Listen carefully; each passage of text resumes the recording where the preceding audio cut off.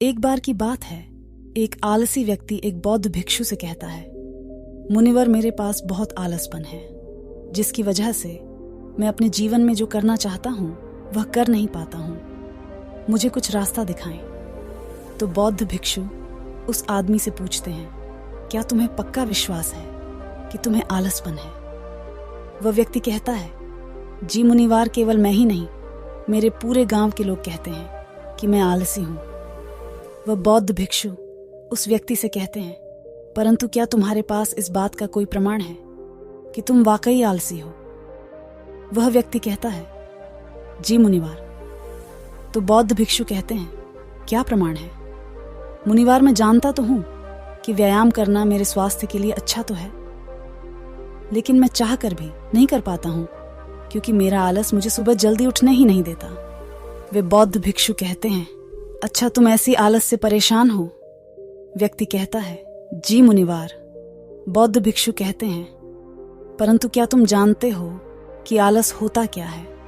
वह व्यक्ति कहता है, मैं यह तो नहीं जानता कि आलस का अर्थ क्या है, परंतु यह जो भी है बहुत बुरा है। वह बौद्ध भिक्षु कहते हैं कि सबसे पहले तो तुम यह समझो कि जो भी चीज प्राकृतिक रूप से मनुष्य के भीतर है उसका कोई ना कोई उपयोग है, वह बुरी या अच्छी नहीं है। आलस एक भाव है, एक विचार है जिसे जाने अनजाने में हम खुद ही पैदा करते हैं। वह व्यक्ति पूछता है, परंतु वो कैसे मुनिवर? वे बौद्ध भिक्षु कहते हैं, आलस्य पैदा होने के दो कारण हैं, पहला शारीरिक और दूसरा मानसिक। जब हम शरीर को कोई ऐसी भोजन देते हैं जिसके खुद के भीतर कोई जीवंतता नहीं है, तब हमारे शरीर के भीतर आलस्य पैदा होता है, क्योंकि यह शरीर ऊर्जा से चलता है और जिस तरह का ऊर्जा हम उसे देते हैं यह उसी तरह का बर्ताव करता है। शरीर के भीतर हमारे अंदर आलस्य का दूसरा कारण है गलत तरह से बैठना, गलत तरह से सोना और गलत तरह से चलना। हम इस बात पर कभी ध्यान नहीं देते कि हमारे बैठने, लेटने और सोने की स्थिति भी सही भी है या नहीं। अगर तुम तथागत बुद्ध को देखोगे तब तुम पाओगे कि जब वह बैठते हैं तो उनके रीढ़ की हड्डी बिल्कुल सीधी होती है। जब वो होते हैं उनके शरीर के किसी भी अंग में कोई दबाव नहीं होता, और वे जब चलते हैं उनके दोनों कदमों के बीच एक ताल में नजर आता है। ये जरूरी नहीं है कि कोई बुद्ध को सुनकर ही समझे। अगर कोई समझना चाहता है तो सिर्फ उन्हें ध्यान से देखकर भी बहुत कुछ समझा जा सकता है। शारीरिक स्तर पर आलस्य का तीसरा कारण है सुबह जल्दी ना उठना। यह सुनकर वह व्यक्ति कहता है, हाँ मुनिवार, मैं सुबह जल्दी उठ ही नहीं पाता। वह बौद्ध भिक्षु मुस्कुराते हैं और कहते हैं, तुम सुबह जल्दी तभी उठ सकते हो जब तुम रात को सोने का एक सही समय निर्धारित कर लोगे। प्रत्येक बौद्ध भिक्षु को अनुशासन का पालन करना होता है, क्योंकि अनुशासन हमारे जीवन में संतुलन लाता है। ज्यादातर लोग अनुशासन को बुरा समझते हैं क्योंकि उन्हें लगता है कि अनुशासन उन्हें बांधता है, जबकि असल में यह है कि अनुशासन हमें बांधता नहीं बल्कि मुक्त करता है। तब वह व्यक्ति पूछता है, परंतु मुनिवर शुरुआत कहाँ से करें? सही तरह से भोजन करने से, सही तरह से बैठने, लेटने या चलने से, या सुबह जल्दी उठने से? वह बौद्ध भिक्षु कहते हैं, शुरुआत अभी से करो। जो भी तुम इस समय कर रहे हो उसे ध्यान से करो। पहले तुम मन के स्तर पर आलस्य को समझो। वैसे ज्यादा स्थितियों में मन शरीर के कारण आलस्य पैदा करता है। मानसिक आलस्य का पहला कारण है हमारे पुराने गलत विश्वास। हमें लगता है कि हम पिछली बार भी नहीं कर पाए थे, इसलिए इस बार भी हमसे नहीं होगा। हम इस बात को नहीं देखते हैं कि इस बार और पिछली बार में बहुत अंतर है। अब हम मानसिक तौर पर वह नहीं है जो पहले थे। अब सब कुछ बदल चुका है।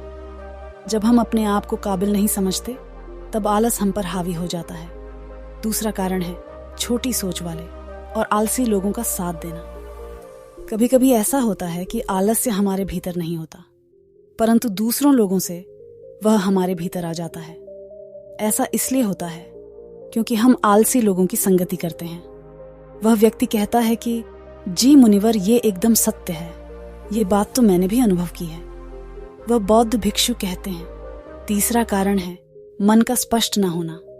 मान लो तुम एक वन में खो गए हो और शाम होने वाली है। तुम्हें यह नहीं पता कि तुम्हारा घर किस दिशा में है। तो क्या ऐसी स्थिति में तुम आलसी बनकर लेट जाओगे या फिर अपने घर की तलाश में निकल पड़ोगे? वह व्यक्ति कहता है कि मैं घर की तलाश में निकल पड़ूंगा। तब वो बौद्ध भिक्षु कहते हैं कि अगर खूब प्रयास करने के बाद भी तुम्हें तुम्हारे घर का रास्ता नहीं मिला, तब तुम क्या करोगे? वह व्यक्ति कहता है, मैं फिर भी तलाश में लगा रहूंगा, क्योंकि मेरे पास उसके अलावा और कोई विकल्प ही नहीं होगा। वह बौद्ध भिक्षु कहते हैं, मनुष्य को आलस तभी पकड़ता है जब उसके पास कई विकल्प होते हैं। अगर किसी के पास सिर्फ एक ही विकल्प है तो उसका मन पूरी तरह से स्पष्ट होगा। अगर तुम अभी व्यायाम नहीं कर पा रहे हो तो उसका कारण तुम्हारे नजर का स्पष्ट नहीं होना है। तुम अभी भविष्य में होने वाले रोगों को नहीं देख पा रहे हो। तुम अभी उन रोगों से होने वाली पीड़ा को महसूस नहीं कर पा रहे हो। वह बौद्ध भिक्षु आगे कहते हैं कि आलस्य का चौथा मानसिक कारण है किसी काम को करने की कोई वजह ना होना। मान लो तुम एक रास्ते से कहीं जा रहे हो और बहुत देर तक चलते चलते तुम कहीं थक जाते हो। अब तुम्हारा और चलने का मन नहीं कर रहा है, तुम्हें आलस्य आ रहा है। तभी तुम वहां देखते हो कि एक शेर तुम्हारे पीछे चला आ रहा है। तो क्या ऐसी परिस्थिति में भी तुम अपने आलस्य को लेकर वहां रुके रहोगे? नहीं ना। तो इस बात को समझो, आलस्य तुम्हें उसी काम को करने से रोकता है जिसे करने की कोई बड़ी वजह ना हो। आलस के कारण हमें हर चीज बोर लगने लगती है। हम कोई भी काम मन लगाकर नहीं कर पाते और हमारी सारी योजनाएं, हमारे सारे काम वक्त पर पूरे नहीं हो पाते और कुछ काम तो अधूरे ही रह जाते हैं। आपको शायद नहीं पता, पर इस आलस की वजह से हम अपने सपनों से दूर होते हैं और फिर जिंदगी में जिस मुकाम पर हम पहुंचना चाहते हैं उस मुकाम तक नहीं पहुंच पाते। आपको लग रहा होगा कि सिर्फ आलस के कारण ये सब कैसे हो सकता है, पर यह बिल्कुल सही बात है, क्योंकि आलस के कारण हम चीजों को टालते रहते हैं और कोई ठोस निर्णय नहीं ले पाते और इसी बीच वक्त हमारे हाथ से निकल जाता है। पर कुछ सटीक तरीके अपनाकर आप इस आलस को दूर कर सकते हो। 1. अच्छी नींद लो। आलस को दूर करने का सबसे अच्छा तरीका अच्छी नींद ही है, क्योंकि जब हमारी नींद अच्छी तरीके से पूरी होती है तब हमारे शरीर में ऊर्जा बनी रहती है और किसी भी काम को करते वक्त हमें आलस नहीं आता हो। आपको कम से कम 6 से 7 घंटों की नींद तो लेनी ही चाहिए, और अगर आप ऐसा नहीं करते हो तो आप दिन भर खुद को थका हुआ महसूस करते हो, चीज़ों को टालते हो और किसी भी काम को पूरी लगन के साथ नहीं कर पाते हो। इसलिए अच्छी नींद लेना बहुत ज़रूरी है। 2. व्यायाम करो। आलस को दूर करने के लिए आप एक्सरसाइज कर सकते हो, क्योंकि एक्सरसाइज करने से हमारे शरीर में एनर्जी बनी रहती है और हम अपने आप को ज़्यादा एक्टिव महसूस करते हैं और काम करते वक्त आपको आलस और थकान महसूस नहीं होती।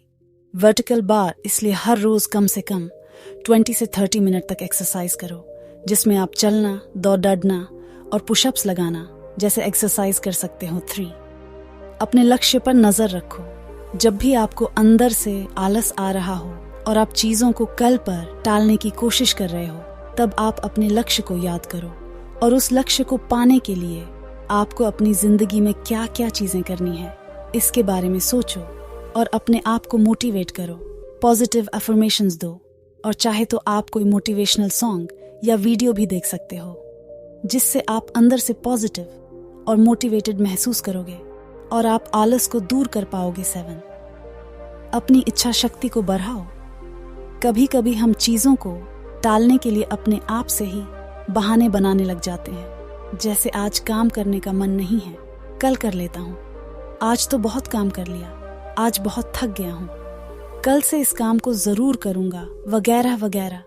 पर ऐसा करने से हम अपने आप को ही धोखा दे रहे होते हैं और इसमें हमारे बहुत से दिन बर्बाद हो जाते हैं। इसलिए आपको प्रबल इच्छा शक्ति और ठोस निर्णय के साथ किसी भी काम को हाथ में लेना है और उसे वक्त पर पूरा भी करना है, ताकि आप अपने लाइफ में आगे BR8 सको।